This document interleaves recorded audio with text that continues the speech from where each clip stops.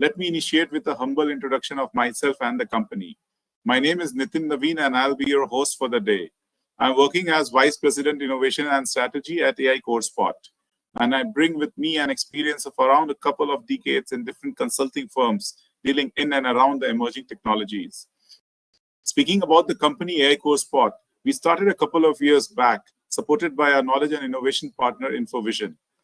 AI CoreSpot aims to function as a comprehensive knowledge hub, offering valuable information and perspectives on a wide range of cutting-edge technologies, with the objective of offering an in-depth exploration of all the sectors that involves technology. We introduce a different theme every month, and we have been progressively gaining momentum. Our goal is to become the leading AI-driven community worldwide, where individuals with similar interests like you can contribute to mutual growth and success.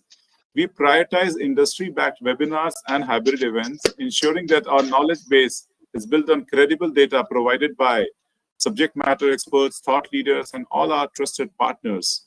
Further, we nurture the content through various mechanisms like blogs, videos, podcasts, and newsletters to shed light on the ever-evolving industry.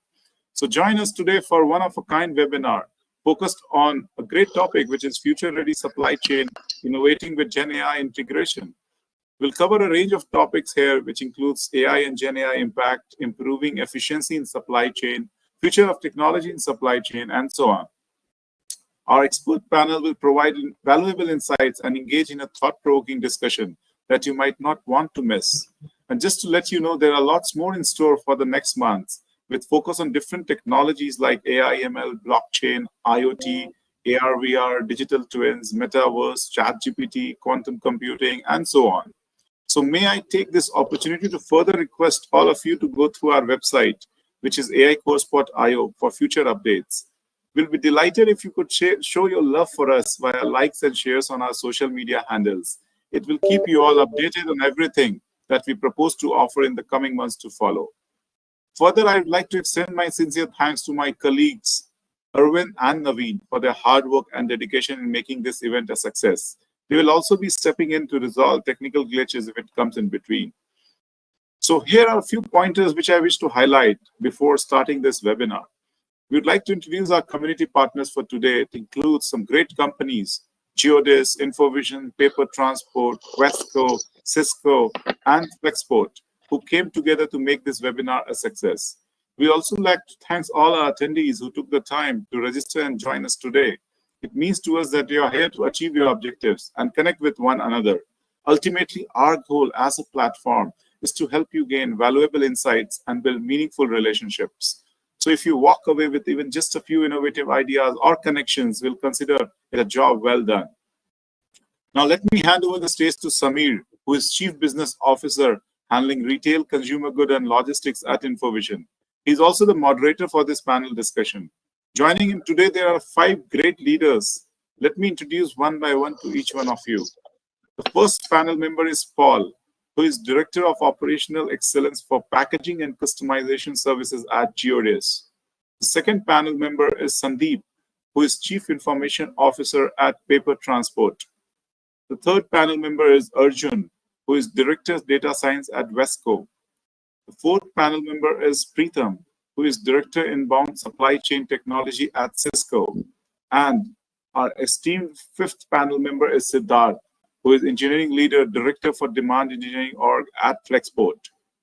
So just one line disclaimer before we start. The views shared by all the speakers are their personal ones and it's not related to any organization. So over to you, Samir, to begin this exciting panel discussion. Thank you. Thank you, Nitin. Thanks very much. Thanks everyone for being there, registering for this webinar. Also, I thank all our esteemed panel members joining us for this particular discussion. So as you all know, the discussion topic today is our supply chain and how is the innovation, especially on the AI, ML, and the Gen AI side, is impacting our supply chain, and what are the future that we have in store for us in that supply chain area. I'll give you some data points. I'll tell you. When the Open AI and the ChatGPT were launched, they clicked 100 million users in the first 2 months when they were launched. there was a scenario where I think there were companies where they stopped hiring people. I quote, IBM stopped hiring around 8,000 positions because their CEO believed that these roles could be done by the Gen AI. With these two data points, and I'll go further when we go as per the conference, as per the webinar, I would probably open this my discussion with Sandeep. Sandeep, I would kind of tell me how does the Gen AI or the AI ML impact, or what do you see the future of Gen AI as part of your overall industry going forward? Gen AI is absolutely going to transform the way we work. If you look at the technology evolutions, some of them are hard trends where it's just a matter of time where it will happen. Some of them are soft trends where it may or may not happen. But from a Gen AI perspective, it is looking like a hard trend. It is just a matter of time where majority of the companies will be utilizing some sort of Gen AI. The way I see Gen AI in the future, majority of the companies would have their own version of Gen AI. For example, I work for paper transport. We are planning to roll out paper GPT, which is customized for paper transport, that understands anything and everything about paper transport. And you will be able to interact with the system and ask meaningful questions near real time, and you would get the data. Also, I do see Gen AI as making rest of the other technologies productive. If you have a machine learning model, a predictive analytics model, or an RPA, Gen AI brings all these technology together as a glue, because you'll be able to ask any question from your chat. It would go to the right place, bring the right information, and provide it to you right in one simple screen that is actionable. And one other use case that I do see is it's not just pulling the information. In the future, we will be able to write back information to numerous systems. We all get bogged down with having multiple systems, multiple usernames, passwords, and whatnot. But in the future, it might boil down to just a couple of applications where in the front end for our users, and that would go back to where it needs to go in the back end. Thank you, Sandeep. Again, on the same topic, I'll probably open this for all the other panel members, and I'll go next to Siddharth. Siddharth, based on your past experience and your current organization that you work with, I would request to share some more details on the Gen AI and the way that you're using it for your supply chain or any of the work that you're using right now. Sure. So, like you said, the context about the explosion of interest in the Gen AI. For the audience member, and I'll also like to set the context what level of intelligence Gen AI offers today, why Gen AI becomes important in industries, especially supply chain, and then we will talk about how we are planning to use it today and in future. So I was reading this article from a scientist who was one of the catalyst in developing the LLMs. And they say that the LLMs today, as we compared to human intelligence, sits somewhere near to cat or mouse type of intelligence. So that's the gap of the intelligence that the Gen AI model have today. Though it's a big leap from the previous generation, but still they sit there. So they can't take decision on their own. They can, replicate things for the trainings that they have been given. So that's one aspect. Now, even with that intelligence, why does it becomes more important, especially in the supply chain industry, is that we all will understand that supply chain industry consists of numerous touch points. It is not one industry, there is one touch point you go. So this is a very operations heavy and a industry which has multiple touch points, right from the manufacturing of the good originating in your warehouse, then shipping, trucking, airplanes, cargo, customs, whatnot. You name one aspect of thing, and supply chain touches there. So that makes it very difficult for human to analyze or collect this amount of data and touch point and provide some suggestions on top of that. So the Gen AI or AI today is being used on the data lakes that we have to provide some insights onto the data. That's one use case, which are not like BI dashboards. I'm not talking about the BI dashboard. Those insights which are beyond BI dashboards and hidden from human eye, That is something that we are trying to bring it out. The second use case that we are trying right now is the training aspect. Now it is very difficult to find out one agency who can train people on these multiple touch points. So training has given, Gen AI has given us a very good leap in training the people who onboard with us, and then providing them real life simulations of things that they'll be working upon in future. In future, of course, as we will discuss, there are multiple use cases that can be thought about, like network simulation, warehouse optimization, revenue optimization is a great thing which is coming up. How do we maximize the revenue from shipping? So these are the use cases, and as we discuss along, I'll love to deep dive upon these use cases. Thank you, Siddharth. Yeah. So I will read. I think good that you mentioned that cat and mouse example, because it's important, because the Gen AI or any kind of AI ML model or algorithm is based on something like it's a learning exercise, right?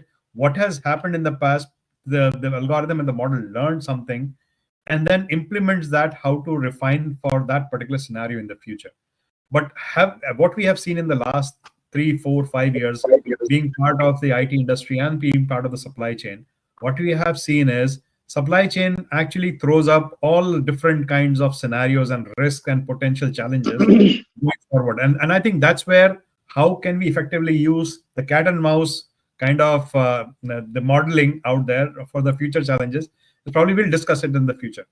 Arjun, I'll open it for you as well, because you come from a data background, and data is the key component of for any of the model that needs to work, whether it is Gen AI, AI, or any of those things. So how are you looking at the Gen AI part of your organization or your journey? Absolutely. Yeah. No, I mean, thanks for that, Samir. So the way I would say is kind of to dovetail on what Siddharth and then Sandeep are alluding to. That is, like we have been not just the supply chain industry, but what I see is that when you think of data and analytics perspective, people are starting to think of what competitive advantage that like that it can fetch you, right? And we have already transitioned from an insights to that foresights part as we speak. And by that, what I mean is, we just don't do statistical modeling or just like look at the descriptive statistics and say what happened and why did it happen. We are, a lot of the companies are doing predictive modeling and prescriptive modeling to see what will happen, how can we make it happen, right? So we are already in that zone now. The way I see with enterprise LLM and with Gen AI is that I can see the transition from foresights to action. That's where the value add is. That's where competitive advantage to the businesses. And to me, it's going from prescriptive modeling to preemptive modeling, right? What more can I do? Come up with the like set of like your simulations or scenarios which can help you drive actionable decisions and add value to the business. So I think that's the place where I see like under the context of LLM, if it works at enterprise scale, because we are still in that hype cycle. Like in that hype cycle, I would say we are the like to go from a proof of concept to proof of value. Unlike any earlier technology, say like deep learning or even MLs first came into the picture, like we are seeing that hype or the value can be realized faster. But the thing is that how can you scale? That is yet to be seen at this part.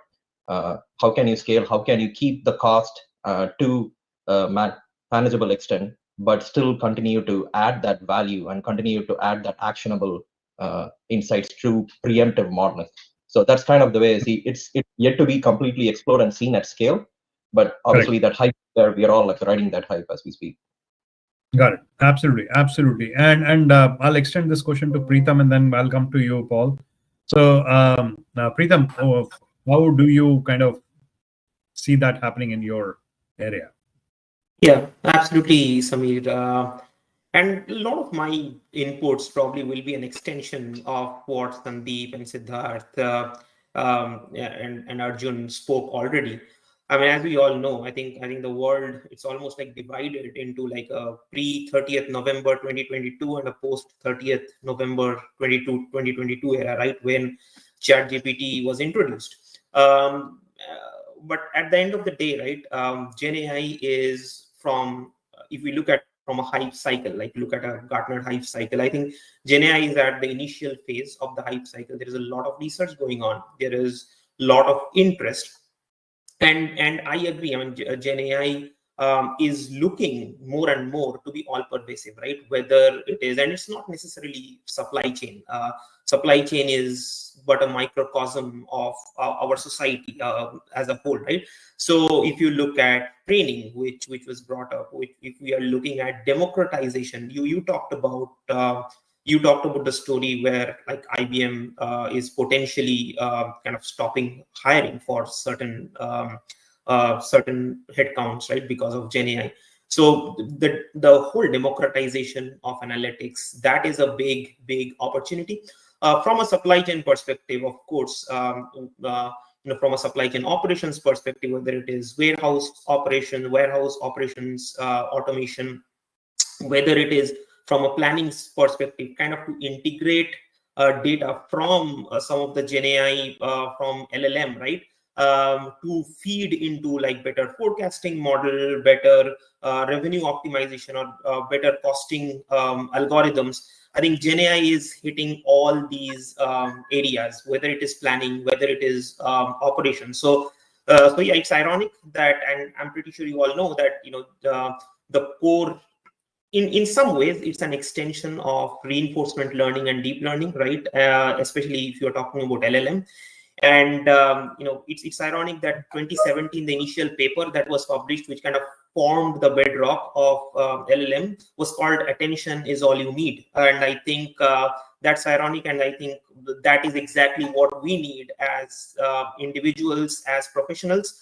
We need to pay a lot of attention to how it is evolving, and yeah, exciting times ahead.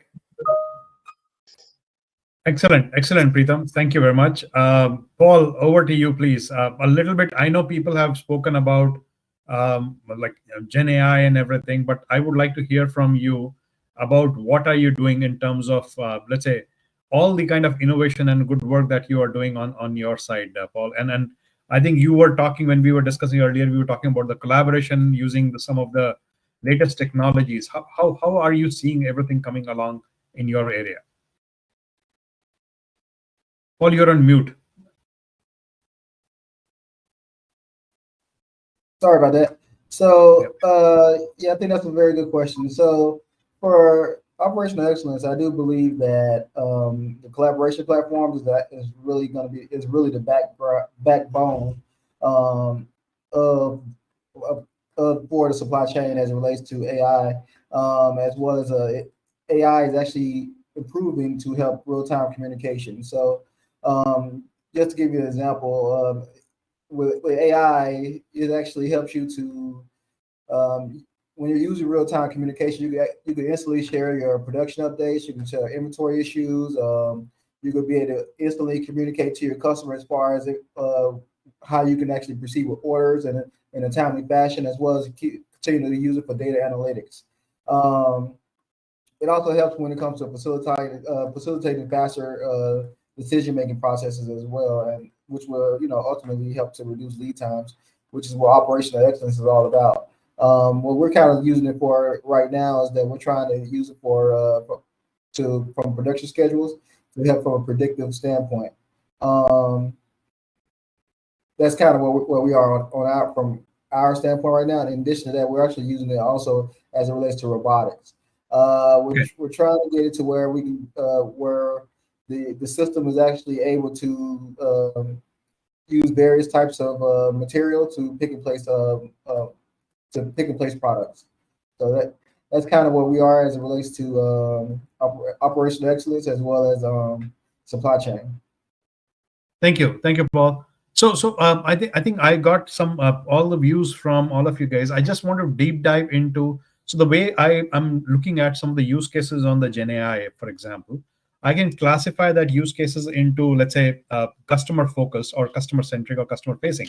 That's more generating for the sales perspective. Then I see a lot of from a backend call center and all those things operations. How do we do a transformation from a Gen AI standpoint? And then I also see, as we are going to discuss now into detail, is the operational excellence that I think Paul also mentioned about that.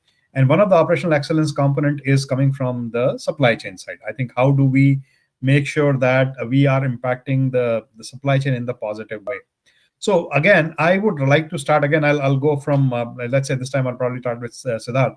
Siddharth, with your experience in the past with Amazon and all those things, and how have you seen or what are the use cases that you have seen where Gen AI is impacting or having a positive impact on for either for like operational excellence in terms of improving the forecasting accuracy, or as Paul mentioned about using the robots along with the humans and the Gen AI impacting those things. So what kind of use cases do you think are going to be impacting us or is impacting right now for us? Thanks, Samir, for that question. Yeah, I think as Pritam was saying, right, there is a since that 2022 when the Gen AI or Chat GPT was introduced, there has been a lot of hype and interests generated in the generative AI area. But AI and ML has been in the industry for long, so maybe my responses will be a mix of AI and ML use and generative AI use. Absolutely. One of the very important thing is that because of the hype, we should not try to retrofit an AI ML use case. One of our job as a data scientist or in the engineering head in the company is to make sure that we are targeting the right use cases and not retrofitting a use case to make sure that we have an AI ML solution for that. Right. So, and many places I've seen that people will come up with a solution first and then say, let's fit it into a problem.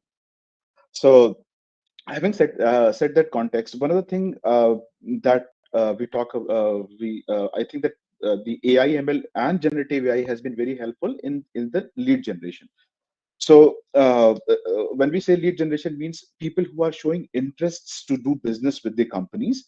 That is an area which is very, very ambiguous, and it's very difficult to predict somebody is just coming up because your site browsed with some thing, or they are actually have some interest in that. So this lead generation, we have a lot of data from company website, what they plan to do and what they not plan to do, and when they're landing on our website. This data there are algorithms which we use to generate the leads for us. And then once the lead is generated, the next step that we want to do right now is to have a very customized demoing approach to them so that they understand that if they partner with us, what is the benefit that they are going to achieve. So that's very one interesting use case that I'm working upon right now. There are other use cases. I'll not say generative AI per se, but the AI has been helping, specifically as I was talking about the route optimization for shipping, the pick path optimization. So if you go to order management, if you get an order, how do I optimize my picking path for that order management? So these are very small things, but they're heavily nuanced for optimization, and the impact that they can have on your operating hours at the warehouses can be significant. So these are the areas that I significantly see that the Gen AI or AI in as a whole is impacting in our. Thank you, Sid. So we spoke about the route optimization, the last mile optimization per se. I think I want to hear kind of ideas from, let's say, maybe I'll go to Pritam again. Pritam, your views on in terms of, because you are looking at the inbound side of the supply chain part of it. So and Siddharth spoke about the outbound part of it as a last mile and all those things. So how do you see things happening in your area with the Gen AI? So from the inbound supply chain side. Yeah, absolutely, and I think I will again echo some of the things that Siddharth just spoke, right? That I'll talk about Gen AI and AI ML as a whole, right? Because I view that this as a subset, right? And I also want to kind of echo his words in terms of we should be careful in terms of being looking for of having the hammer and looking for the nails, right? So we should first look at the problem and then try to solve it rather than the other way around, right? And now coming back to AI, ML, and in particular Gen AI use cases in inbound. And let me first define inbound, right? As you talked about inbound supply chain. So in my perspective, in my areas of responsibility and influence, That is defined as anything that is needed to get products from your suppliers to your warehouses, right? So that encompasses forecast, demand planning, forecasting, purchase order life cycle management, so kind of core procurement, inventory management, of course, supplier collaboration, as well as inbound logistics, right? So I think it's important to define that. So in that perspective, let's look at piece by piece. So let's look at forecasting. I think everybody knows the importance of forecasting and the impact that AI ML is having in terms of getting more nuanced data, more external demand signals to generate forecast. And it's not only about just the accuracy piece of it, right? It is also about how quickly and how frequently do you generate, right? So it's gone are the days when we just rely on kind of long-term forecasting, right? Like monthly even, right? So we are talking weekly, daily, even multiple times a day, and that's where I think there is a big overlap. And I like what Arjun said about data engineering. At the end of the day, we all know about garbage in, garbage out, right? So it's almost like data engineering also is kind of getting revolutionized with the advent of more data platforms, usage of data lakes, data warehouses, and more advancements. So forecasting is definitely one that I could see. I could see a lot of potential in terms of utilizing natural language processing and an extension of natural language processing in terms of natural language querying, and in a way LLM, large language models, for overall collaboration between organizations, right? So when a supplier is asking for us to change something on an order, right, or vice versa, right? Instead of, I do see this being a very prevalent use cases where we probably gradually stop looking at multiple different ecosystems, multiple systems, go to this system and update, and instead use some of the AI ML capabilities, integrate a seamless natural language processing to do this kind of life cycle management. Definitely supply chain visibility is a big topic, and I'm talking about inbound here. Even then, right, whether it is it's very important to have near real-time visibility to ensure better on-time in full, which is kind of the lifeblood of any supply chain. So these three are I would say the big ones, but of course, all three can be discussed for hours, right? And there are small examples of that, but those are Absolutely. the three that I would talk about. Absolutely, and I'll kind of continue this to Sandeep yourself. I think Sandeep, I wanted to check with you as well as to what are I know Preetham and Sid talk about some of the use cases, but I want to get from overall your perspective as well, please.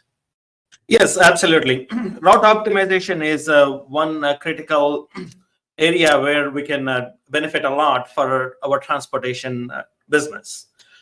We get paid based on the number of miles that we drive.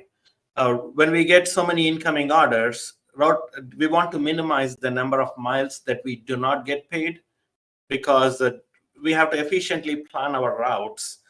We call them deadhead miles. On an average, our deadhead miles are about 25% of the miles that our drivers drive. It would cost us a lot of fuel, and we still have to pay our drivers. If we can use some smart algorithms to minimize the number of deadhead miles, that could gain huge benefits for our business.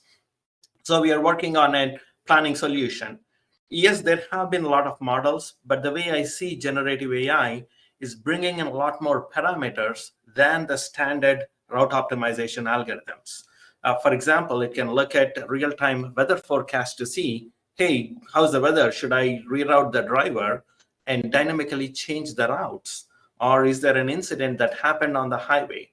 Or it can also include driver availability, which might change in real time. There might some things might happen. So all these would plug in together, and we can optimize the routes for our drivers, thereby minimizing the number of deadhead miles that we drive. One other really cool use case that we just implemented with the AI ML model is we implemented a new order acceptance system. where we look at the incoming orders from our customers and we get to decide if we want to take the order or not based on the profitability. It is not an easy decision because it involves a lot of parameters in terms of how much is the customer willing to pay, what is the market rate for that, do we have a truck available, do we have a driver available, do we want to go that route or not.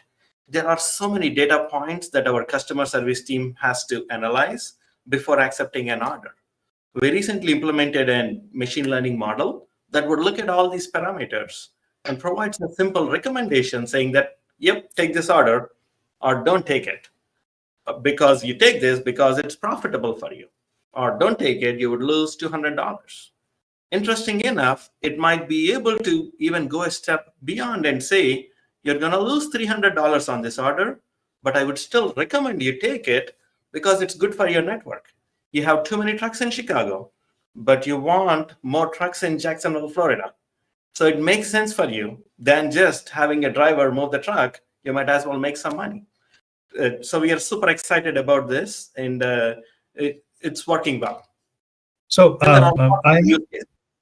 No, Sandeep, that's a very valid point, and I'll add one scenario. Which, so you mentioned Jacksonville, Florida. That's where I am today, in Jacksonville, Florida. But I had a meeting with a customer yesterday, and there was a good use case or the question that they were asking, and they were asking pertaining to Gen AI, and then they were saying that, is there a way that I can minimize my let's say, if my equipment or my truck or any of those things is at some place, can I minimize my non kind of paying miles, in the sense, like, if my truck is coming back empty, can I use Gen AI to kind of schedule that kind of stuff? So there are some very awesome use cases customers are really trying to explore, making sure that their utilization is high.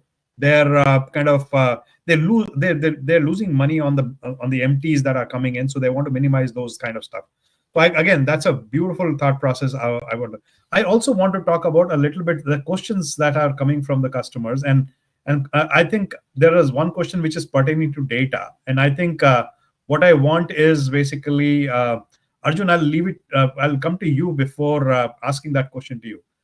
With all these things implemented out there, how do you look at standardizing the data platform, or making sure, because now we are talking about both structured and unstructured data, because this is being all people are making decisions based on both the data, and there is how do you look at the data platforms right now before we start implementing the Gen AI or any kind of AI/ML models right now? Yeah, right. No, that's a great question. I would say it's going to be an ongoing process, and what I mean by that is, depending on where your company is, in what stage you are, how many ERP systems you have, how many sources you are connected to from IoT or mobile or web, you need to come up with a data strategy, right? In the past, it was always data warehousing. We're already going to data lake right now. So unification and standardization of that is kind of continually happening from, from what I see from a lot of enterprises. And at the same time, to your question on utilizing this for Gen AI, it is, as you said, it is structured data, unstructured data. We're kind of getting into this world where it's not just textual data that you get from tables and whatnot that sits in your ERP, right? You need to be able to say, scan images, have a repository of images, have a repository of videos, have a repository of unstructured data. So that ecosystem platform providers, data platform providers like Snowflake and Databricks are already making a lot of inroads into that. So as a supply chain company, as a non-technology company, you should be able to take advantage of that. So that is on one side. And then on the other side, having an internal strategy within the company, so be it a part of your own data and analytics org or data office, whatever you call that, it should be baked in your CIO or your CDO strategy. How are you going to be continually looking at data, not creating silos in the data, but at the same time, make sure that you have role-based access and all that, right? So it becomes kind of a pull and a push there. And then depending on your use case, always start with the use case, right? You don't have to boil the ocean. So if your Gen AI use case is, for instance, just looking at all images, for whatever reason, you have a lot of warehouses across the world, and then you have a database of images. So if you want to look at all kind of images, embed that with textual information that you get from ERP, which could be product description coming from suppliers and whatnot. Then you come up with a data strategy to be fit for purpose for that, and then add, add to that whatever use cases it is, and then just try to tackle that problem one at a time. Because one thing I've seen is people get overwhelmed when they think about it. Like, for instance, in my company, and then where I've worked in the past also, every time when we start discussing about data, they throw like stones and wrenches into it, right? And then like they say, hey, like GDPR, HIPAA, PII information. And then for a lot of the use cases that we look at, there is no people information there. So know your data, understand the implications of your data, and then understand what restrictions you need to put. And then if it needs, and like as I said, certain role-based access, then do that. If it does not, then clear the silos, because all the teams need to come together, right? Like the way I see that is, with the Gen AI, the buck is shifting to the end user. It's not a data science developer intensive effort anymore. So which means you need to be empowering. Think of that hub and spoke model. Everybody should be able to touch and access the data. Otherwise, you're not going to be able to make the progress, especially with Gen AI. So just want to get that point across as well. And in fact, the question that came from Mark Johnston was almost like similar question that you answered. So the question was, generative pre-trained models like DALL-E can create realistic synthetic data, but how do we ensure that data accurately reflects real-world distributions? What techniques show promise for mitigating this bias? That was the question. So I know part of the question was answered by you, but I would look at Preetham, if you can probably answer talking about the synthetic data and how do we remove the biases out there. I had some discussion point on the bias, but I think we can answer the bias here as well, actually. Yeah, absolutely. And I think there is a very, very valid point, very valid question. And, bias or hallucination, as we talk in the LLM or Gen AI terms, right?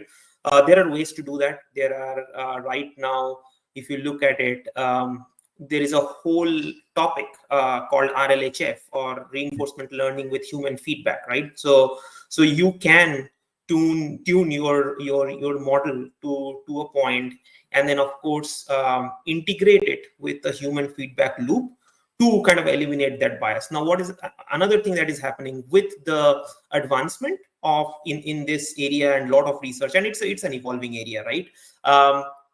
The models are getting better in terms of providing the customization level that you can choose. You can choose how creative or how not the model can be creative, right? When somebody is giving you the answers, right? So I think it's a combination of using like design patterns, using model tuning more efficiently, using human feedback in the loop, and the customizations, right? So I think it's a combination of all four in my mind, Sandeep. Okay. Any other views? Quick comment there, Samir. Biases we need to be super careful when we do these models. There was a classic failure that happened in 2018 when Amazon tried to screen the incoming applicants and looking at a model to pre-screen to see if the applicant would fit the job requirement. When the model was let go to figure out its own parameters, it started preferring males over females, because it looked at the data and said there are a lot of male applicants that are getting hired than female applicants. That means there must be something good about males, which we all know is absolutely not true. There is no gender discrimination in terms of hiring. So the model got into that bias, and Amazon had to shut down the model and go back to manual process of hiring. So it is super important to be clear, to kind of test it out, like Preetham mentioned, and still have human in the loop to make sure the models are doing what they're supposed to do. Absolutely. Sandeep, I think there was a question. There was a question by Lindsay. What exactly was saying, what challenges should companies watch out when implementing Gen AI in the supply chains? I think those are some of the things I think you answered there. Siddharth, I would come to you, and then Paul, I'll come to you to kind of, from your experience, what are the things that you are using? Go ahead, So, please. I mean, just to, because we are hearing so nice things about ChatGPT models and all, just to make sure that we're not underestimating how difficult Arjun's job is as a data scientist.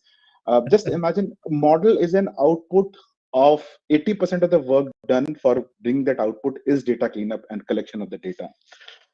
Data is, and I'll talk specifically about the supply chain industry. I have implemented in a previous venture an onboarding platform where multiple type of companies from micro to SMBs to large companies can come and integrate with our platform. And the biggest challenge that I faced was that all the inbounds and outbounds are not, there is no standard for that. It can start from an email, it can start from an Excel file, it can be a PDF, it can be EDIs, it can be your API call, anything and everything is possible in that data. So, and the variance I'll tell you, in during the COVID era, I was doing a hackathon with the one of the medical associations, and the hackathon was to find out all the researches that has been published during the COVID and find out patterns of discovery in that. 90% of that researches were published on PDF, right? And remaining 10% was available on internet. So the task of collecting the data was so easy there across the globe. And we are talking about one industry where the input data is very, very difficult. So one of the biggest challenge for customizing or doing anything modeling or AI, ML, AR, VR on your company is that how good the quality of data you have. If you don't have garbage in, garbage out, as Pritam was telling, right? So if you give a garbage data, you will get garbage out. If you give wrong food to cat and mouse, they will give you wrong training. They will behave like that. That's what I'm telling. That's the biggest challenge. The other thing that we are not thinking about is the cost implication.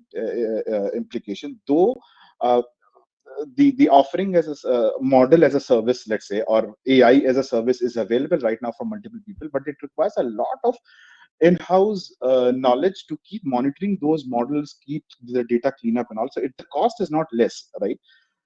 So that's one area where company needs to think whether we want to invest in that area or not, and how futuristic my roadmap looks like. The third thing was as Arjun was talking about, to bringing in things into standardized form. We have to think that there are thousands of supply chain companies, right from managing from single truck. So there are single truck owners who have opened an LLC and they're doing the trucking business. So there are thousands of truck owners. What is the incentives that I am providing to them to come to my standard? Why should they invest in a laptop when their work is done on a mobile? So there is no incentive for those people. There's no margins for those people to come to incentives. And we have tried all these things, and that's why I'm telling. So these are the very difficult challenges in the industry that it exists today. To start thinking about AI and ML on a holistic way. There are silos or isolated use cases, as I was telling. Digital twins, use digital twins to do the network optimization, costing optimization. As Sandeep was pointing out, one of the area is the path optimization. For any truck and every truck to do, you come up with a route planning, which is intelligence based, which will give you the maximization in your revenue. Thinking about multiple things, seasonality, accessorials, and whatnot. Right. So these are the individual cutoff use cases where there is sufficient data available where you can apply ML. On a holistic way, the road is still long. We need to travel a long way on that. Absolutely. And I think I'll have one more question read out, and I think Paul, this is pertaining. I'll give it to you. So the question is, when addressing a large-scale supply chain operations, we encounter a multitude of touch points and wide array of combination. How can we harness he's mentioned power of Gen AI, but I'm leaving it to AI, ML, and any of those things to lower the supply chain cost while maintaining transparency and preserving essential business KPIs. So any comments, Paul, on that one? I think the first thing is to understand that, from my perspective, that technology is definitely going to be the cornerstone as it relates to supply chain and operational excellence. So a good example that we've already kind of talked about is data analytics, as well as AI as it relates to forecasting and forecasting demand as it relates to production criteria.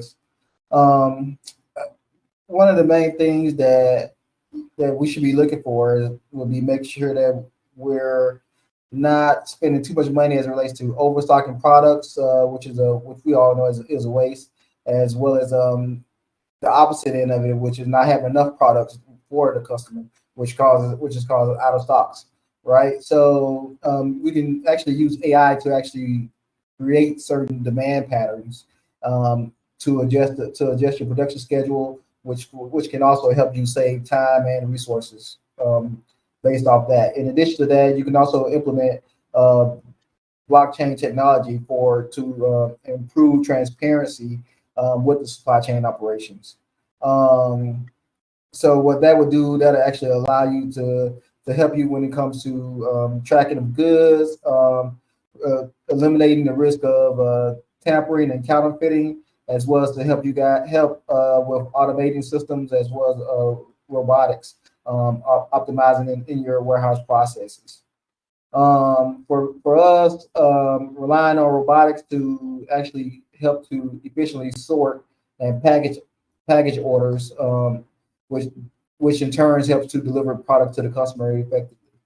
One thing that you mentioned that was mentioned previously, we talked about was some of the challenges that actually could arise with AI. I do think that change management is a key aspect that we haven't covered yet.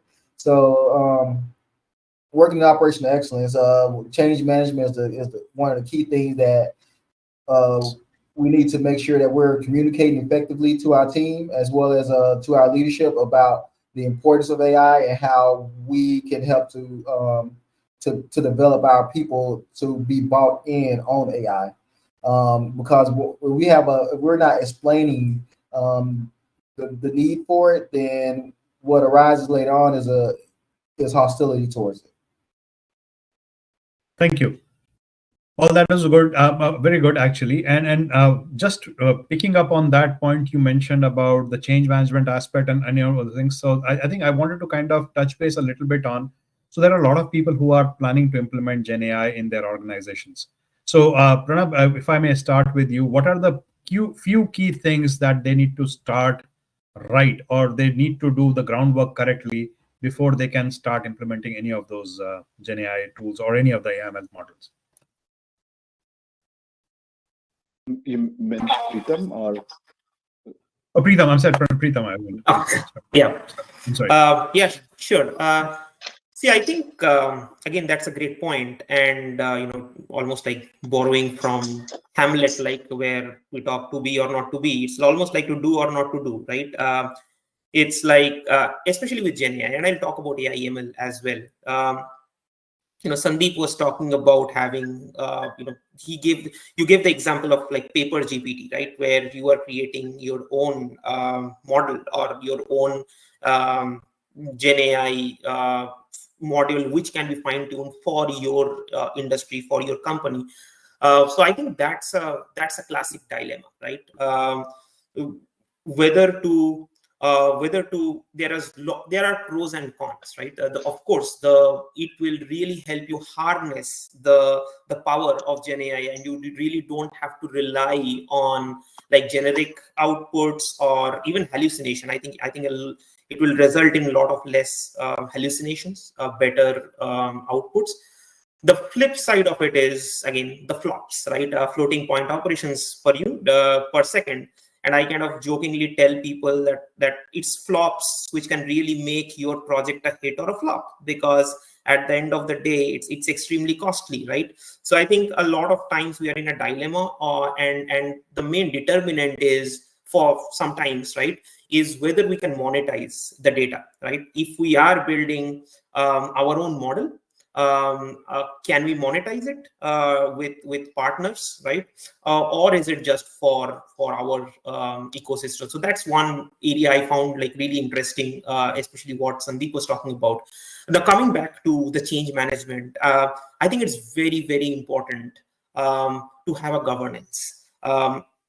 We cannot underestimate governance, because the first challenge is, and for Gen AI, I think it is overall related to AI ML as well, and overall automation. I think one of the challenge is to actually work with business partners to look at the use cases and to work with them with a combination of like education, a combination of brainstorming, and to categorize them. That, just because you have like hundreds of use cases does not mean that everything is AI/ML. Some of them could be valid descriptive analytics use case. Some of them could be, for all you know, this could be system enhancements, right? Some of them could be interfaces. Some of them could be RPAs, right?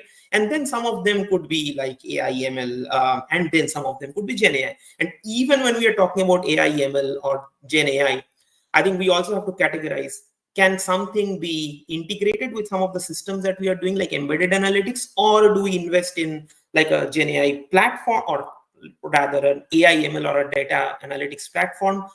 So I think that governance structure, creating that whole culture and ecosystem of vetting those ideas and getting alignment, I think is the crux of getting alignment from business and make the project successful. So absolutely important, Samir. Thank you. Thank you, Preetham. Arjun, I will come to you, and probably I'll ask a further question.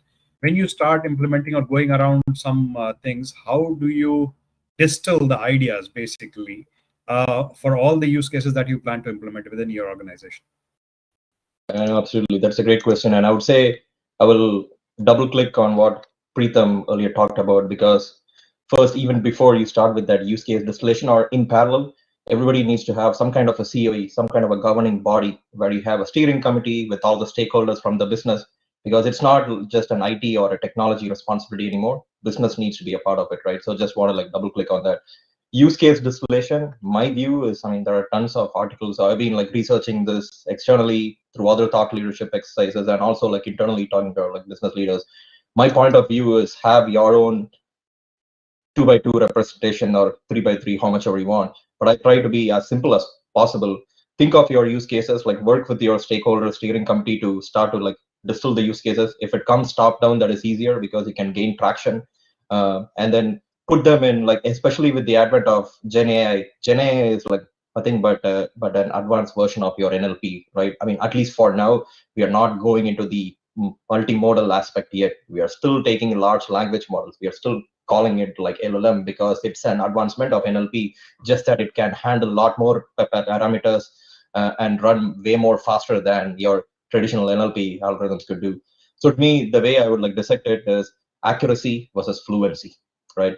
On one axis, put your accuracy; on the other axis, put your fluency. For things like forecasting, now as it pertains to the supply chain industry, for things like forecasting or any like recommendation in your pricing or how you choose your suppliers, anything that you want to put in front of your customers, I would probably rate it in the higher accuracy bucket. And on the other side, if you know, a lot of the LLM use cases, a lot of the Gen AI use case we see, it's more on the customization, more on the personalization. So they require a higher degree of fluency, like you can think of fluency on the y-axis, but then you can compromise on the accuracy because it's a textual output. You are asking it to summarize a contract. You are asking it to generate an SOW or a contract for you, right? So I'm not saying that you can completely compromise on the accuracy, but then you can afford to have a lower degree of accuracy, but then you need to have a higher degree of fluency. And then within that 2x2 matrix, put a valuation to it. That has to be, again, if you have the business in the loop, they can help you, right? Like, what is the ROI? What's the value attached to that? And then chase the use cases where it is low stakes, low risk, because as Preetham aptly pointed out earlier, you need to know what the risks are. There are risks associated with your traditional cloud security, right? Hey, like if you download an LLM from Hugging Face, like an open source, what are the risks associated with that? Both your data exposure and the model governance risk are there. Or if you take an Azure OpenAI managed service or Google managed service or AWS managed service, there are risks associated with that as well. So understanding, like once you understand the risk, then start to chase the ones where it is low stakes, where you're not probably exposing your data right away, right? Like where you can afford to, like where the stakes are low. And the effort is also low to mid, but then your value is kind of higher. So I would say tackle the ones which are in the lower accuracy, higher fluency bucket, which is all the content generation, content summarization, all that kind of, and a lot of the supply chain companies, we all have to deal with tons of contracts and whatnot. So I would say, like, start from there and then work your way up to like the forecasting, recommendation, optimization kind of use cases. I think you have nicely put 2x2, 3x3, and decide where you want to attack that part. That's a very nice win. Sandeep, I'll come to you. What are the key things that you will tell any organizations, like key steps, while they are trying to implement the Gen AI concept? Actually, Absolutely. It's having the right use case makes everything simple. As Preetham and Arjun rightly said, how do you define the use case, right? Probably I can point out two simple use cases for companies that wants to start this journey, but may not have the business on their side to who is super excited about going through this path. One use case, I'm hearing a lot about reading documents. For example, you have new onboarding. All of our companies do onboard employees. If you can train the model with all the new hire documents, it would be fantastic for a new hire to come in where they would have millions of questions. What about this? What about that? If you can provide a simple model that tells how your company operates with basic new hire questions, that would be a great onboarding experience for your employees. And majority of our companies should be able to implement that. And all it takes is really feeding a bunch of documents to the model. The second use case is probably more on the IT side, where we get a lot of help desk tickets, and a lot of them are repetitive. And if you can feed that and have it exposed to your business users, hey, how do I request a new mouse or a new keyboard, or how do I open a new security access incident? If generative AI can provide simple steps, that would eliminate the number of tickets. More than that, having these two use cases done, it would show the business on the potential other use cases that can be done. Sometimes you need to show small, that triggers a lot of thought ideas for a lot of people in the business. We can talk about generative AI all day long, but until you implement it and run through the practical applications, you will not be able to cross those hurdles. Very well said, Sandeep. I think there is one question that is there by Brian on the chat window, and I'll just read it out for everyone. So, how do you achieve revenue optimization via Gen AI? Are there any particular use cases that would drive this capability? Sid, do you want to kind of try and attempt to answer this question? Definitely, I'll take a shot and to understand the challenge or the solution here. We first need to understand the areas where revenue loss or you spend money. So one of the biggest challenge, it sounds very simple, but the more load the truck in the trucks or the containers on the airplane if you're putting, the more efficient the transport is. In fact, there is a startup in Bay Area who has done a very, very good job, and a lot of companies are kind of taking their algorithms. They have patented an algorithm to how to make sure that your trucks, when running to and fro from the one area, they are running with the full load. If they are shipping something across the continent, they are running with the full container load. And similarly for airplanes, right? So this is, it sounds very simple, but it's very difficult with having the multiple sizes of the shipments that you have. So that's one area where it can boost up your revenue if you operate at maximum capacity to reduce your dead miles, what we are talking about. The other area, I think, inbound side, Preetham was touching about replenishments and having the optimum stock available at right warehouse.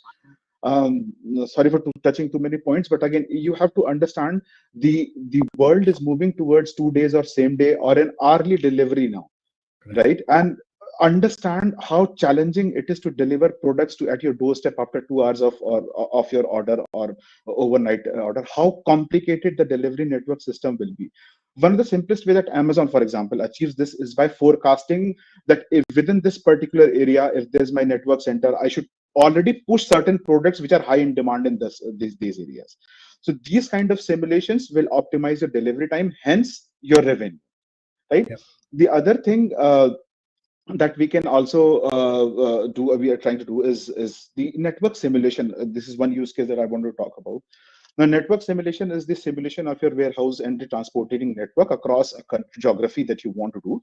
And typically, with the absence of large-scale data handling capabilities, was done once in a year. Some people will sit down and take out all the data analysis. With the capability of handling this large amount of data, this can be done more frequently. Added to that, there are facilities available like cloud storage now. You don't have to necessarily purchase a warehouse somewhere to start your storing facility. You can rent like a cloud storage. You can engage with partner company. They'll allow you to have a, a sort center there at least, if nothing else. So these kind of things we can do more frequently, and with more, maybe with more data and suggestive action to start maximizing your revenue. Very minor few things that I'll touch upon it. We can talk again. This is such a nuanced topic, like seasonality, building in seasonality. This building is defaulters.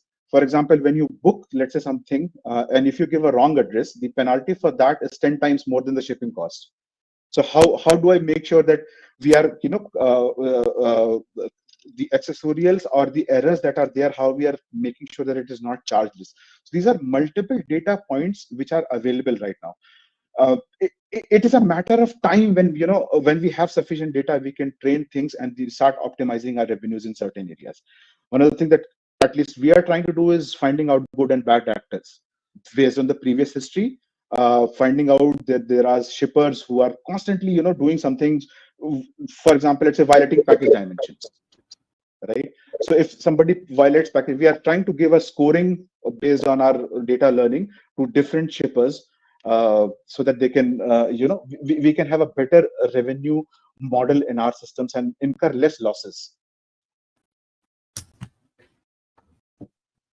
I hope, Brian, we answered your question. I think that was done very, very elaboratively and very nicely, actually, by Siddharth.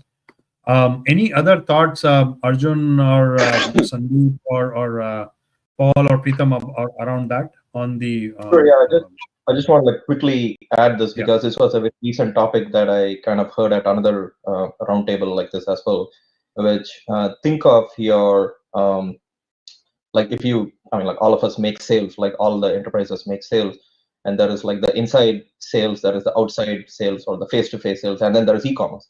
Now, when you think about like revenue generating opportunities under the context of revenue optimization, think of it as how can you apply automation and how can you apply data analytics in that e-commerce, right? Because that's where, like, and companies like Amazon, I've worked at Amazon in the past.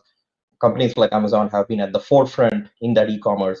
One of the area in context to Gen AI, not just Gen AI, I would say, in terms of SEO or search engine optimization, where a lot of companies are putting more emphasis on is how can you make the search more contextual. Now, again, you need to be able to understand under the umbrella of Gen AI, it's not just a large language model. That's an agent or an orchestrator.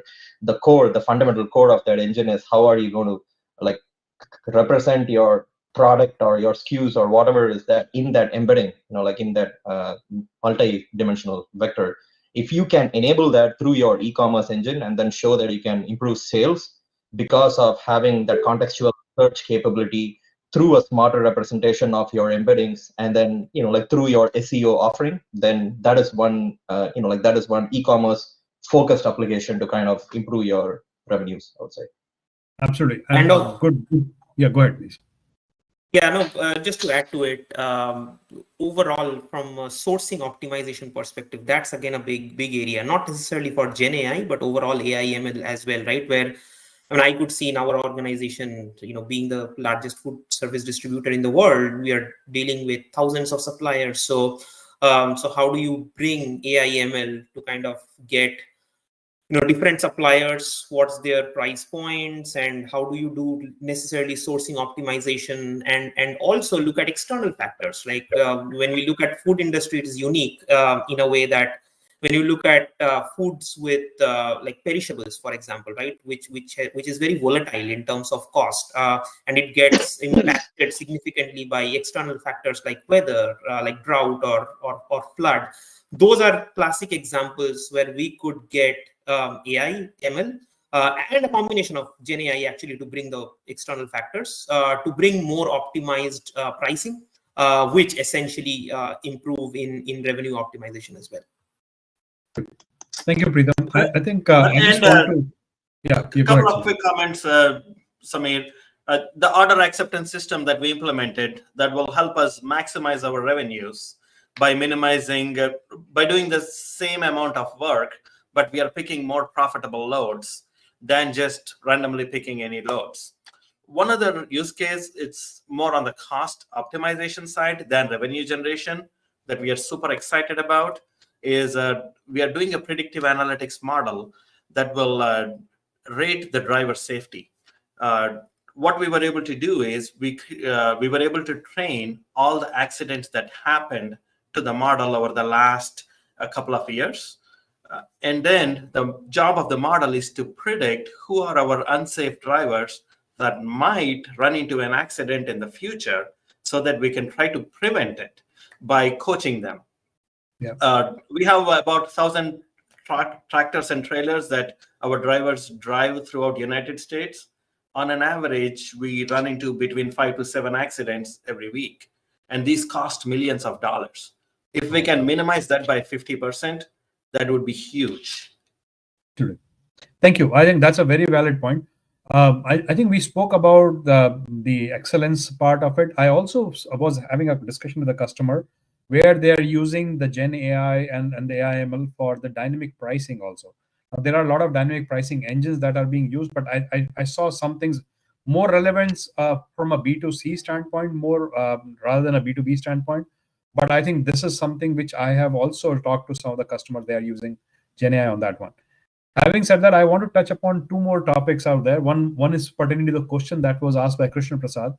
I think we have been talking about the AI, ML, Gen AI, and all those things. He brought up a point of what are the technical requirements for leveraging the artificial reality and the virtual reality in training and maintenance within the supply chain. That is what he asked for. The other thing which is important we wanted to talk about was the digital twin. Now, the reason I brought up these two topics is I have seen a lot of customers using these two technologies pertaining to the supply chain, specifically in their particular industry, both the digital twin and the AR/VR. So again, that's if at all, if you have experience, and I'll start with Preetham on the digital twin. Preetham, if you have any experience or have seen something on the digital twin side, or anybody who has any experience on the AR/VR side in the supply chain, I would like to touch upon that, please. Yeah, I think I do not have any immediate experience on AR/VR, but I can touch on digital twin because that is something that we are discussing, right? And I think a couple of things when it comes from a digital twin perspective. Number one, and again that goes back to Arjun's and Siddharth's point on data infrastructure, right? It is extremely important to be ready for a digital twin, right? We need to move to a more real-time data ecosystem, right? That is number one. Number two is it's very relevant to operations, right? If we get a lot of cases where you have IoTs, when you have edge computing, etc., in some of your warehouses and through sensors, and a combination of real-time data, right? I think that can make digital twin a success, right? And then what is also important is to then attach like AI ML based decision making on top of it, so that at the end of the day you get a holistic and almost like a command center, right? Based on your digital twin, where based on which you can make informed decision, you can sense and react from and learn from your past experience and react accordingly. Thank you. Thank you. Anybody else on this one? Digital twin? Yeah, please go ahead. Yeah, no, like I can add a little bit on the AR VR aspect of things. So this comes from my experience in the past, actually.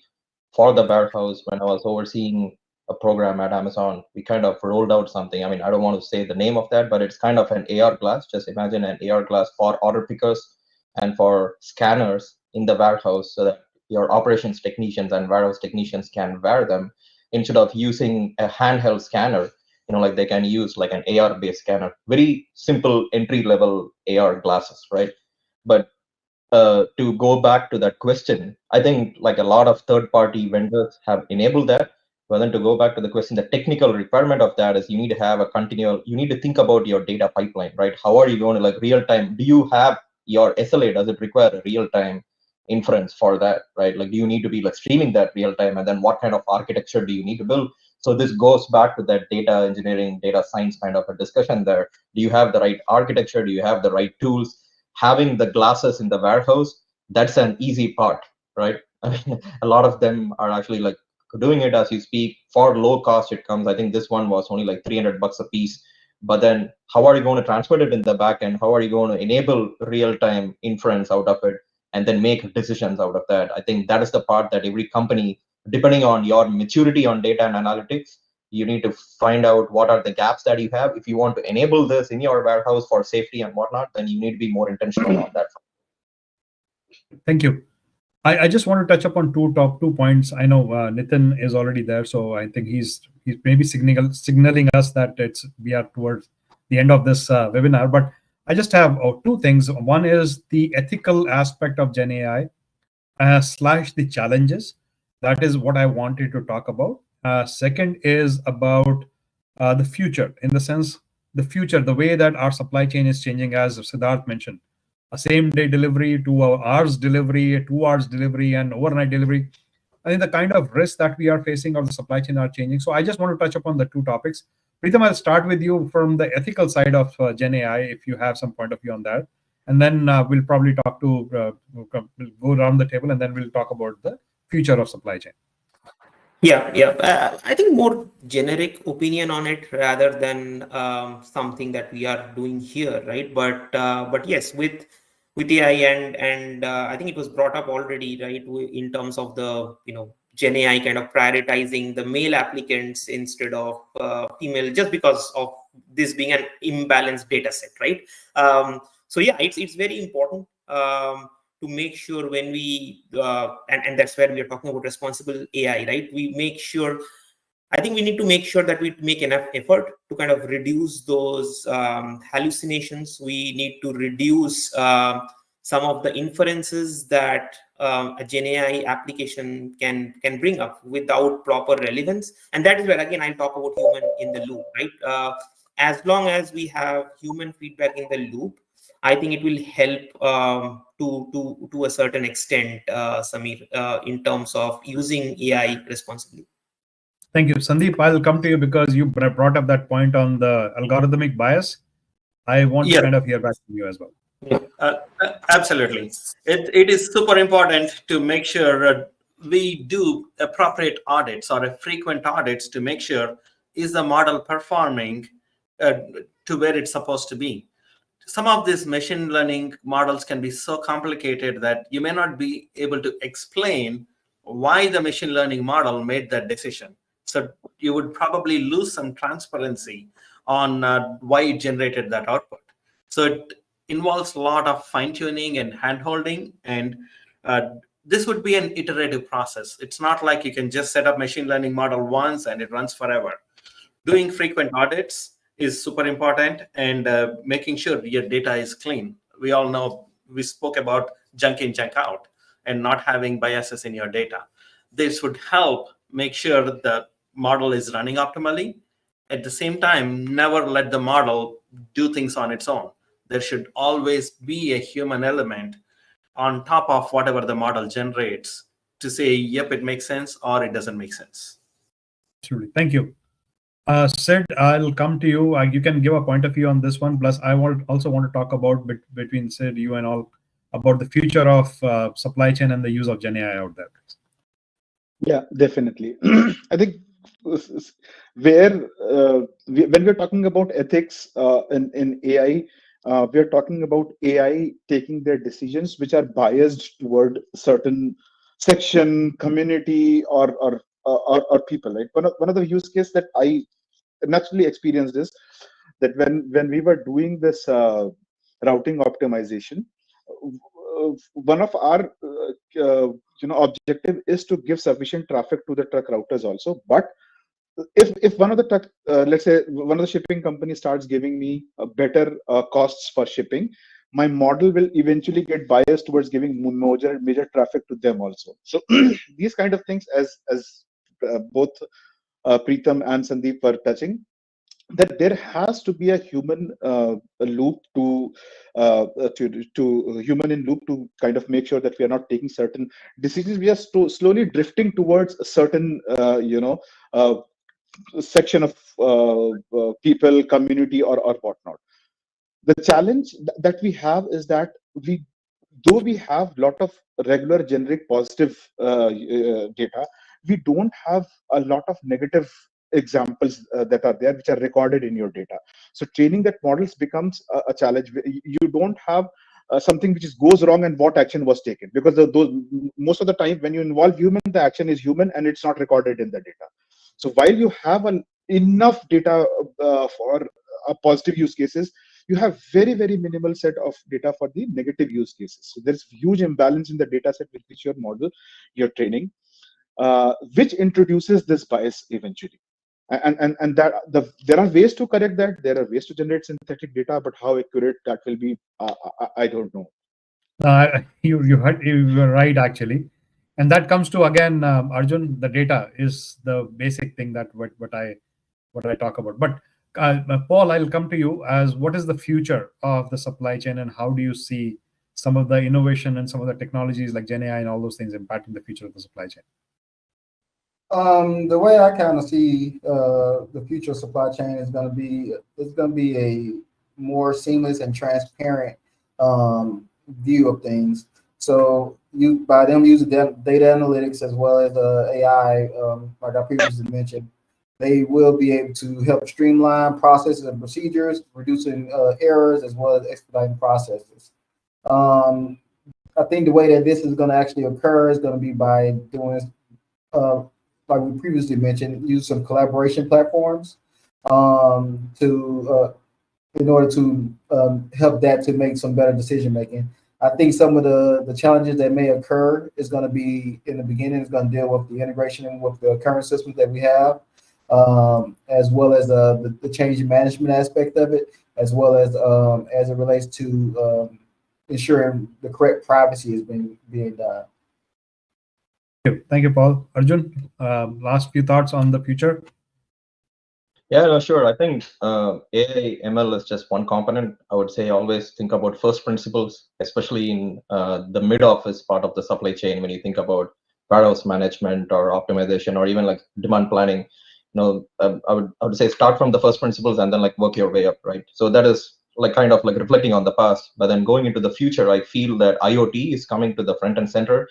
Data size are increasing humongously, right? So I think like integration of IoT and AI is going to be there. So like I'm already seeing edge AI being like rolled out, especially for if you have big DCs or FCs or warehouses, and then a lot of safety and auditing and even like utilization and optimization is being done using cameras and IoTs. There you can't always transmit the data back to the server, so edge AI is going to be there. And what are the implications, right? Like yet to be seen. Smart warehouses are things of the future. I've seen like in like Amazon's Air FC, where drones were already being like experimented, right? Like the place where I stay is Houston, and close to me, College Station is a place where Amazon is already using drones to drop packages and whatnot. So when you think about smart warehouses, robots and wearables are going to be part of the warehouse, and then drones are going to become like more. So how does that ecosystem evolve is yet to be seen. And to me, I feel that future in the supply chain and a lot of other industries, right, both B2C and B2B, it's going to be more focused on customization and personalization. So the consumer would be the front and the center. So I think that landscape is also going to shift. So when you think about AI algorithm, AI algorithms will have a big role to play, but then you need to think about all these ethics and governance and everything, and how are you going to cater to your consumer or to your customer is going to be the key going forward. Thank you, Arjun. Sandeep, any last few, your thought process, please? Sure. Supply chains have evolved a lot over the last 10, 15 years. Not that long ago, 10, 15 years ago, if you ordered something from Amazon or any website, you would get your product in 7 to 10 days. And we were fine with that. No problem. We would wait, and you'd be happy that you got the product without visiting the store. Now, if you do not get it the same day or 2 days at the max, you'll be like, what do you mean I don't get it in 2 days? I need it now. I'm going to find some other place where I'll get it in 2 days. Or as somebody mentioned, or even to the hours. So the expectations have changed a lot, and supply chains have to be super dynamic in terms of meeting our consumer demands. And it's going to become more and more expectations from supply chains. That means we need to use more and more research has to be done. New technologies will evolve. For example, again, looking at cars. If you were to order a car to the airport, you would have to order the day before, and you would get a yellow cab the next day. Now, if you do not get an Uber in 10 minutes, you'll be upset. Why do I have to wait more than 10 minutes? So it's just the evolution of consumer demands are changing. So does the technology has to keep up with that. Absolutely. Thank you. So that said, any last few comments on this one? Yeah, The future of the definitely. I'll quickly touch base upon all the use cases that I have talking about, and there is a lot of scope, uh, for the AI to contribute in those areas. We talked about network optimization, and then we talked about revenue maximization, pick path optimization for order management systems, and then finding out bottlenecks in your systems and eliminating them beforehand. Then customers trainings and all. One thing I think Arjun touched based upon this is one thing I see very strong use of AI enable coming up with the customization for the customers, even when you're doing an offering for your products within a supply chain company. I'm not talking about the end product, like not shoes or apparels or something. If you're providing let's say a service to end customer or a service to a shipper or a e-commerce supplier, how can we customize the solution for them so that they get maximum benefit out of that? That is one area where we are struggling right now in generating the demand. One of the dark hole of all the supply chain industry, which big companies even don't dare to talk about, is the returns. So returns is still like living in dark ages. 10, 15 years ago, the technologies are there. That is one area I don't think we have explored enough how we can utilize, Gen AI or AI as a whole to minimize, first of all, the returns. And then if the returns are eventually happening, how to make sure that we club the returns and in a certain way so that the least impact or least bad debt is generated from the companies. Got it. Thank you. Thank you.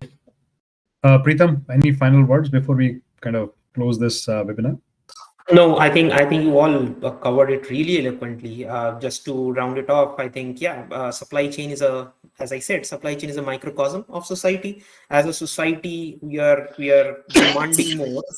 Consumer demands, as Sandeep was talking about, we demand things faster. So I think agility is the key here, and we'll do, whether it is AI, ML, or overall Gen AI. I think we'll do whatever we can to keep supply chains more agile, and that is going to be the future, and we'll keep evolving. Thank you. So, guys, I really thank every single panel member that was there in this call. Thanks for joining this wonderful discussion. Nitin, I'll hand it over to you. Thank you.